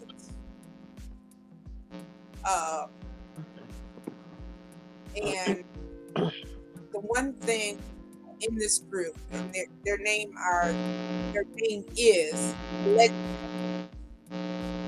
have a mantra is I refuse to be ordinary. I will never settle to be less than ordinary. They're all legends, right? No matter what it is that you do and you are, your legends. One thing I do not give is I do not give advice. Because I like to think that they're all capable, able of making their own life decisions. What I'd like to think is that we share life skills.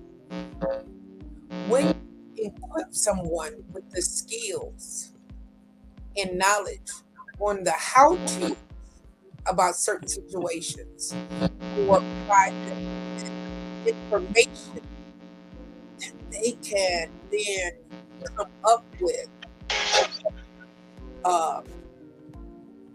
decisions and choices of their own, and they can seek counsel, if you will, rather than advice. They can talk. So what would I give a young person or a young lady that's looking now is to trust the process. Because sometimes we want to rush the process, sometimes we want to circumvent the process, sometimes we want to stagnate the process, sometimes we want to avoid it. But when you do that, you're still going to have to go through it. So all we do sometimes is we delay it, but it's never going to be denied. And so when we do that, no matter what that process is, if it's on our way to joy, we're delaying it. If it's on our way to or through pain, we're suppressing it. it's going to come up, and it's going to bubble over, and it's going to crowd out, and it's going to, uh, if you will, mushroom is not the word I want to put on it, but it's going to cloak, if you will, uh, some of the areas and spaces in your life that were meant for so much more. So I suggest one skill, or I walk with them through it. After you is to stop, whatever it is, breathe, identify whatever's going on, be it a situation, a circumstance, an event, a thought, evaluate, where am I in all of this? What is really going on? And then act. Don't be reactionary. Because oftentimes we're reactionary. When we're reactionary, then we make sometimes. And then when you do that, then you have the hand, in my opinion, of God moving in you.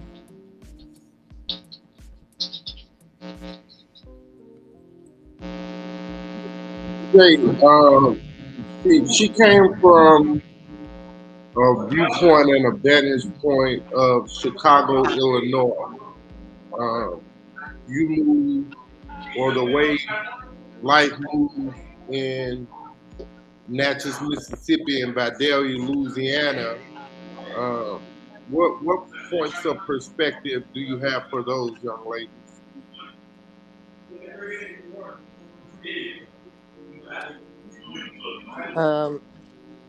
If I could interchange that, I would say don't rush. I'm gonna say don't rush it, but don't grow up too fast, and know your value. There's a lot that gets that people try to introduce to you at an early age. So stay your age. And in all things, I'll always say when problems arrive, seek God first. If you have nobody else to talk to, sit down and talk to God first. He'll give you a sign, or he'll send somebody to you to help you through the situation. But for a young person, I see so many people that lose their innocence, I'm gonna say, early. They get introduced to a lot of things at an early age. Don't be so quick to want to experience those things, because what you may want to experience, you may be sorry once you do experience it. So just wait until it's time, and just always know that you are very valuable. God gives everybody that value. So know that you're a very valued individual. And know your worth. Don't sell yourself short. There's always something that you can offer. You know, it whatever experience that you have, whether it be athletics, education, you know, a gift of any kind. We're all blessed with different things. So you don't want to ruin what God has blessed you with, running out to get something that may not be for you.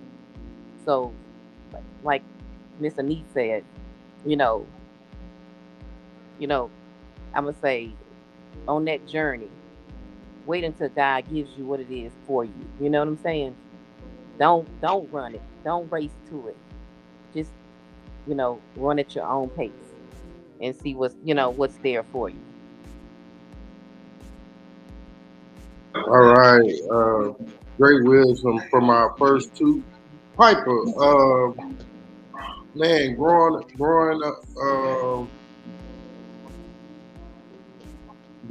in the Fort Worth, Funky Town, Fort Worth, top 6 under the tree, baby.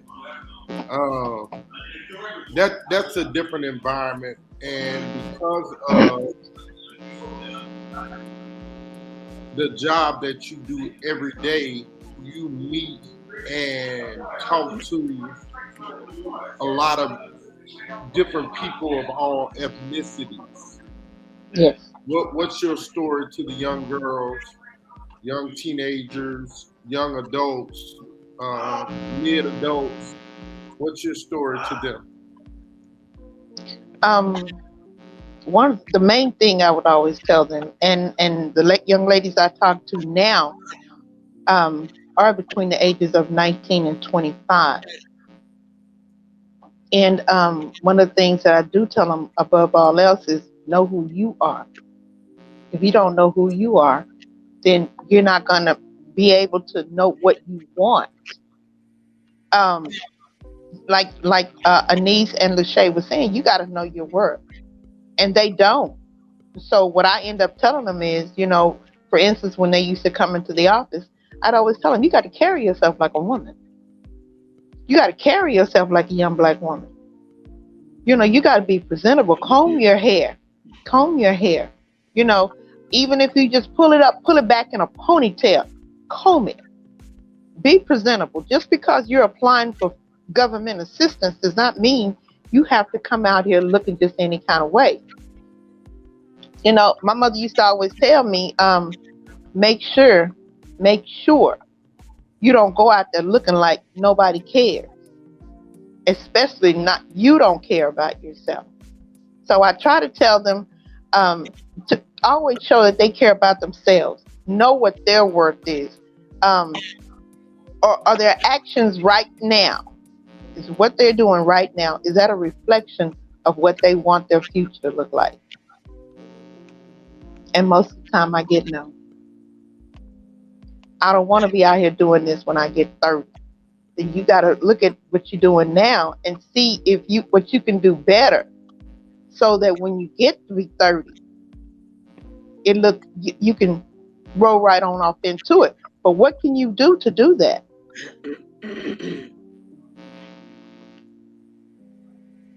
Yeah, that's.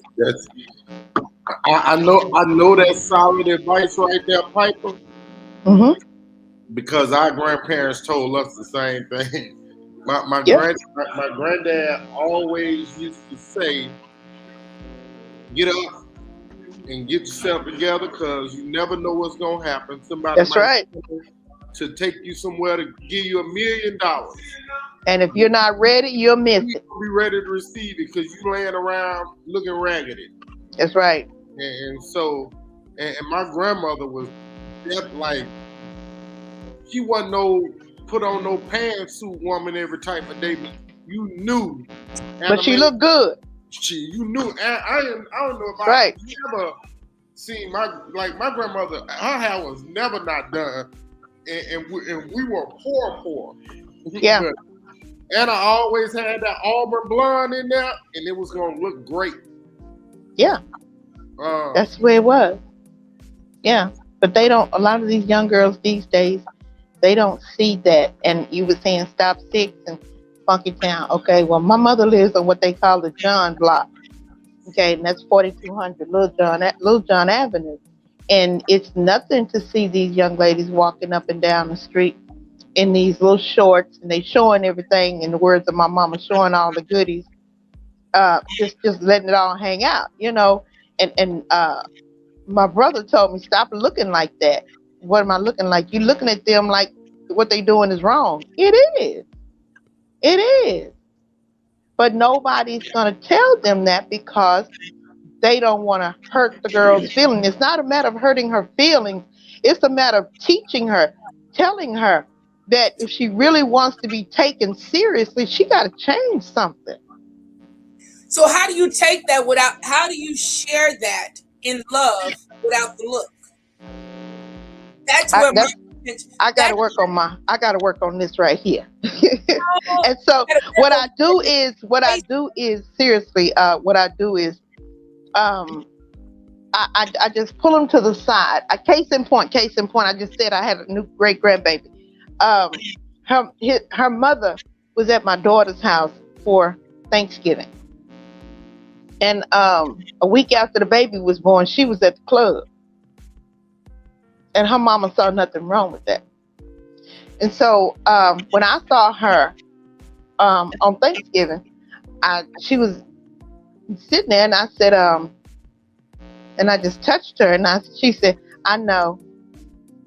I said, you know what? I know I need to have something on. Okay. Well, if you know, honey bun, why don't you? Well, I know if I pull them up that I can hide some, but if I zip up my hoodie, I hide everything. But why do you have to zip up your hoodie to hide everything when all you have to do is put on a different shirt? So what I do is I try to talk to them. I did talk to her in a real kind, loving way, just to let her know, as an older woman, I don't want you out here exposing yourself and doing just any and every kind of thing. You have two little girls. Okay, so was it just for the girls or was it for herself? So the exposure. So excuse me for sidetracking here, because this is something I share with ladies my age when we Mm-hmm. speak to generations behind us, simply Mm-hmm. because sometimes when we share, we share from a space and place of love Mm-hmm. in when it's received. And I know we have no control over how someone receives something, Right. but we because they are so fragile, because they did not receive everything that they needed, we have Right. to be ever mindful that it's the God in us, the light in us that shines bright. So, Right. that is for her, number one. When her light is shining, then it shines on her girls. That's right. That's right. And another thing that I do, I also make sure when I talk to these young ladies, I let them know I have not always been like this. I was 19, 20, 21. I like wearing the little halter tops and the little short shorts, but I was also told the same thing I'm telling you, that in order to get what you want, you got to do something now. So by the time I had my daughter, it shocked my mama, because I had her in October, and by December, I was a different person. Now, that's not going to happen to everybody, Right. but And I was a Right. different person because of what I had been told. And so I try to tell these young ladies the same thing, trying to use love when I'm telling them, kindness and compassion when I'm talking to them. so, Deborah, I'm going to have one ask for you, Mm-hmm. and I just want you to think about it. So, look at Mm-hmm. Grace and Girl a day later, and you want to kill me. So instead of tell them or told them and talk to them, share with. Yeah, I just use the wrong word. No, no, no, no, no, no, no, no, no, No, no, no, no. no. You. I can't Oh, tell them. I can't tell them. oh, You see what I'm saying? It's yes, not that I'm telling them, because I'm not talking at them. I want to talk to them. with And them, that's the difference. with them, with That's them. the difference, right? That's the difference. Yeah, And to you reach. have to reach them where they are, or Yes, else they'll never receive what you're saying. absolutely, absolutely, and that's sort of one of my biggest things, because a lot of we have young men, and because my husband's a male mentor and Hobart and all the others male panelists here, they spend a lot of time with men, but sometimes our young ladies get lost in the shuffle, Yes. and so Hmm. spend a lot of time even 30, and they just said, I didn't get it, because their generation of parents, quite a few of them, had substance abuse issues. Yes, yes. They're So totally different. they missed some things, or Hmm. they were technologically addicted themselves. They were born with cell phones and Game Boys and Xboxes in their hands. Yeah, They have been addicted to technology their entire lives. They missed a lot. yeah. So I apologize for intruding. Forgive me. I'll be quiet. Over. I'll mute myself.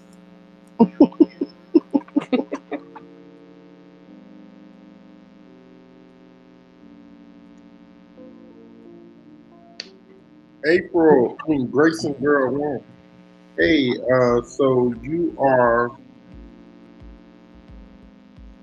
talking to people that grew up in the environments you grew up in, projects, hood, start.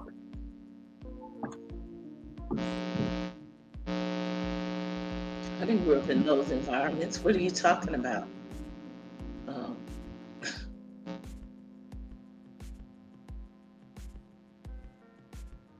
I don't know why he trying to talk to me like I can read lips, y'all, because I can't.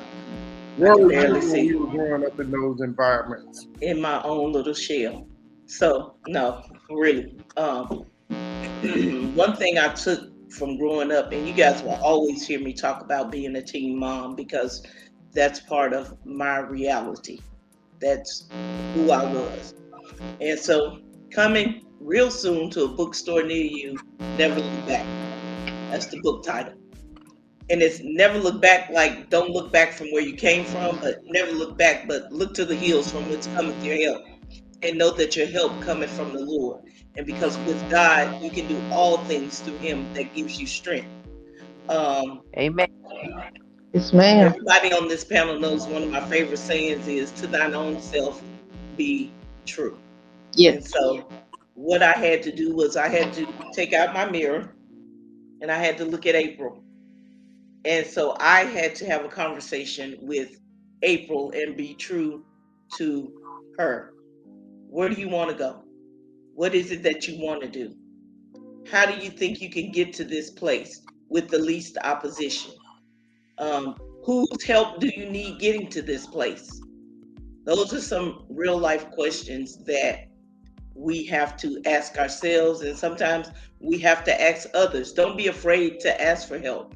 Find somebody to mentor you that looks like you, sounds like you. They want to go, or they've already been in the same direction. If everybody in your circle is at the ground pecking, you're never going to make it to eagle status. Find you some eagles to soar with. My favorite scripture, Jeremiah 29:11 says, for I know the plans I have for you, says the Lord. Plans to prosper you and to give you health and an expected end. Even before I became a teen mom, he already knew that was what he had for me. And growing up, this is the part you didn't hear. I was a fighter. Tomboy, a fighter, and I wanted to be kind of girly girl. But I was always fighting. To the point to my mom would say, why do you have to always fight? And I say, they bother me, I got to get them. I was kind of like Madea. I was going to get the goddess before the goddess got me because I can't be getting got. And so with that, I had to learn how to control April and apply some self-discipline to April and learn the path that I was trudging down. So that's why I had to learn to my own self be true. And it didn't matter what anybody else's life story looked like. It was my life story. How can you be true to yourself? And so they will tell you, I said, when I leave this place, I ain't never coming back. Never coming back to the foster homes. I'm never coming back to Booker T. I'm never coming back to Ringery Street. I'm never coming back. And I did my best not to go back. And so sometimes when we do that, we take away from who we are, to the point that my child thought I grew up in an actual foster home. She said, how did you know your mom if you grew up in a foster home? And I had to laugh at that point because I was like, no, the foster homes was the projects, girl. Where did you get that from? I lived with my mom.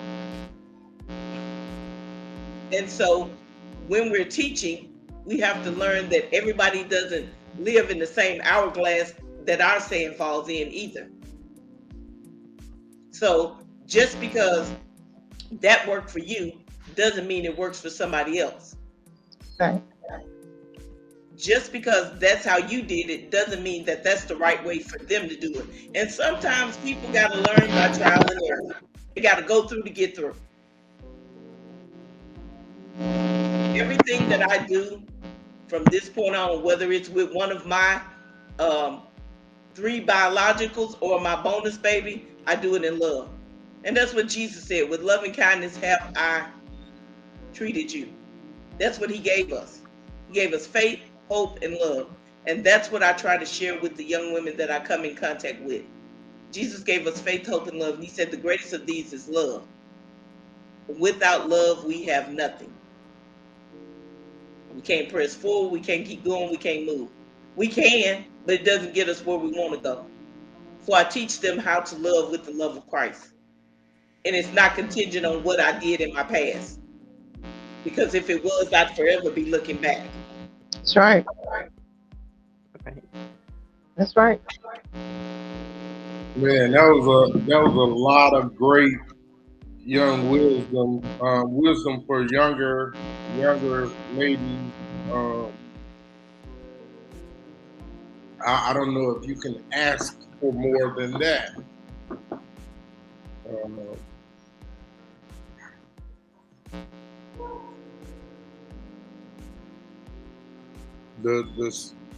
And again, my closing is gonna be not from a viewpoint or vantage point that I've lived as a African American female, because I have. I've known a lot of great women as a young man, and as I get older, and my journeys have taken me here and there, near and far,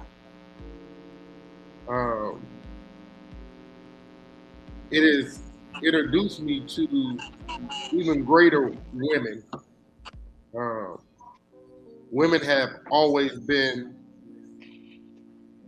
the backbone and the cornerstone of the African American home.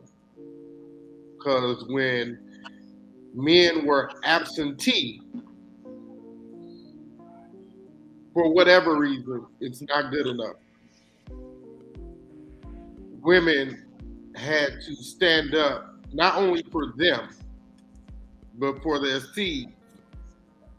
And for some of them, for their children's seed.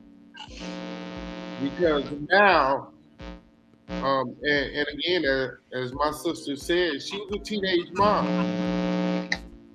And sometimes you're a great grandmother in today's society at 39 and 40, because that cycle, it trended. One had a baby at 13, another had the daughter had a baby at 26, and now the daughter's daughter is having a baby at 13, which means that the great grandmother is 39. And it's a travesty, but it's someone's story. It's hard to hear, it's hard to imagine, but it's someone's story. The good point is, though, is that doesn't have to be the final resting point of your story. Because as long as you have fight in you, you always have a chance to win. As long as you don't quit, you always have a chance to win. And win is what a lot of these women have done. Women are, African American women are the smartest women in the world. And not because I had an African American mother or a sister or a daughter that I adore, but because they do the work. They do the work better than most others. And for that, they should be saluted. So I salute you. I was thinking about this. Some of the women that have molded me into who I am today, and I just want to shout them out because I love them, even though they aren't here anymore. Julia Hill Bass, Anna Mae Gibson, Annie Ruth Grayson, Murder Mae Johnson, Janice Marie Adams, and Carla Fluker. These women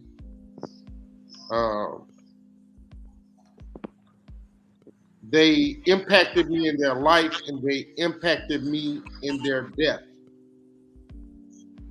And I'm grateful for them, like I'm grateful for all of you.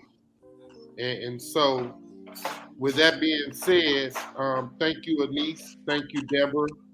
Thank you, Sissy Pooh.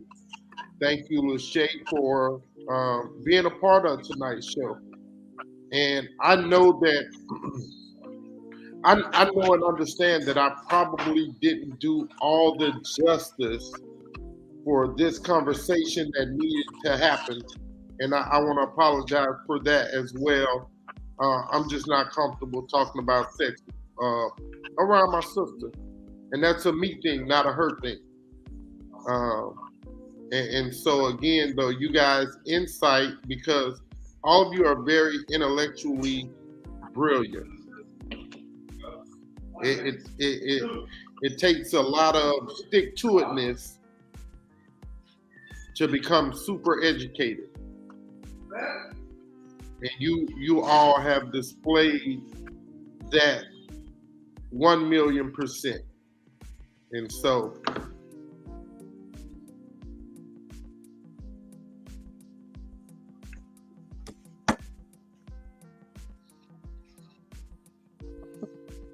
Lachey and Deborah. That's the end of our show. Oh, okay. we can't put the hearts down, so y'all put them up.